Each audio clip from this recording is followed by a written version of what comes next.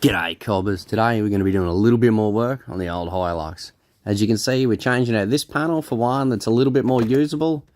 I mean, who needs rear demisters and a cigarette lighter nowadays anyway? So first we're going to do is rip that panel out as you've just seen, pop the old switches out, struggle to get some of them out, struggle with the cigarette lighter, just end up completely destroying it on the way. But yeah, let's start from here. So what I'm installing is a 4-pack of switches, you can see there in the background, and a couple of voltmeters. We've talked about this before when we threw the dual batteries in, that we want a voltmeter for each battery so we can see exactly where they're at and make sure that King's isolator is doing what it's supposed to. Now that we've got all that out, you can see where we're going to mount these up. I wish it was as simple as just throwing them in here, but it's going to be a little bit more work. And I could make this out of aluminium, but today I've got a few of these lying around. I'm just going to make it out of an old chopping board. Well, a new one. Nonetheless, check this out. First things first, just trace around this as best you can, and then cut it a little bit oversized. That way, if you've cut it too small, you've got a little bit of room for error there. Now I'm using a jigsaw, but I mean you can cut this out any number of ways. So we'll give her a little bit of a trial fit and see how we go. A little bit oversized, but that'll do for now. I'm just going to cut out this panel in the middle where the switches are going to go. Again, using the jigsaw, this probably isn't the right tool for the job, but it does cut through this plastic eventually. Just be careful not to smash the panel, it could be hard to get. And there we go, it fits in pretty good. Pretty happy with that. I've decided that it's actually still fairly structurally sound, so I'm actually just going to cut a bit of this chopping board to put either side, instead of a bit right across the middle, because the switch panel mounts in pretty tight. And, you know, it's actually a lot stronger than it looks, this panel, so I'm just going to go ahead and do that, knock both of those off. And then file this up, so I'm going to hard mount these switches, drill some holes, and then put the screws in so I know it's not going to move, so when I do each side panel, they're not going to move either. Now that we've got those switches mounted in their final location, we can go ahead and put each side panel on there and stencil out exactly where we think we're going to need to trim to, and then just trim them up to those lines, maybe even a little bit shy like we did before. Just take it slow, because you don't want to have to go making these again. Now you can certainly just use a file and file these down to the right size. I'm a little bit lazier, so I'm just going to use a 5-inch grinder, and I always keep my old flat discs when they're worn out on steel. They're good for softer materials like this. So I get it pretty close to size. I bevel the edges down just to give it a nicer radius and a nicer finish on it. Right, that's the two little infill panels made. All that's left to do is cut out the holes in the center for the voltmeter, and obviously we're just going to trace around the voltmeter.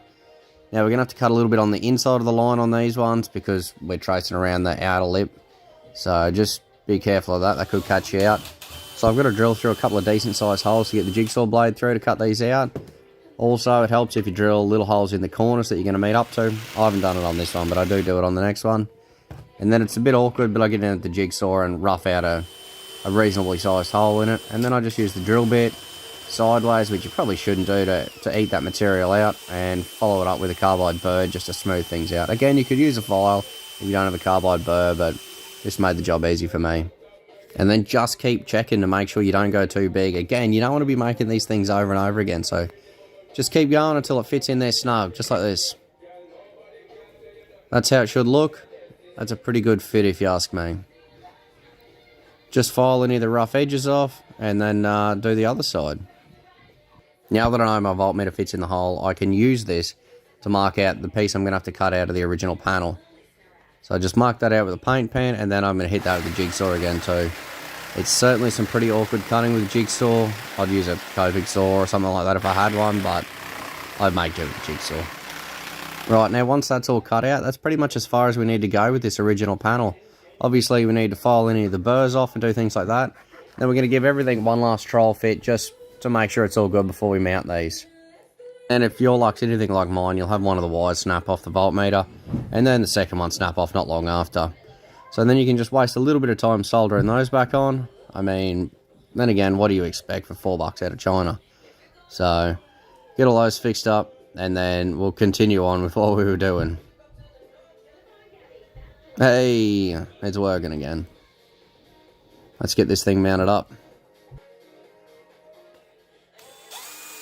So I'm just using a small drill bit to drill a pilot hole through both pieces here, through the nylon and through the original piece. It makes it a lot easier to get your screw in the right spot, and you can stop anything from splitting. I'm using countersunk screws. And if you're going to countersink them into this material, run the drill in reverse, unlike what I just did there. That way it won't chew through and dig too deep of a hole. If you run it in reverse and just put a bit of weight on it, it'll pull down to a nice depth. And you should be able to get those screws in pretty close to flush with the top of the material. Righto, we better give her one final trial fit in the car and see how she looks. Oh, look at that. I reckon that's come up a treat, eh, guys? Obviously, I'm going to pull this back out and paint it. And, yeah, this is what it'll look like in the end. I might chase down some black screws and put them in instead of these Stano ones. Certainly good enough to tell you what your batteries are doing, and a couple of switches in there's a bonus. Righto, guys, if you enjoyed the video, make sure you subscribe. Or if you got any ideas for modifications or questions, hit me up in the comments. I'll get back to you. Cheers, guys. Catch ya.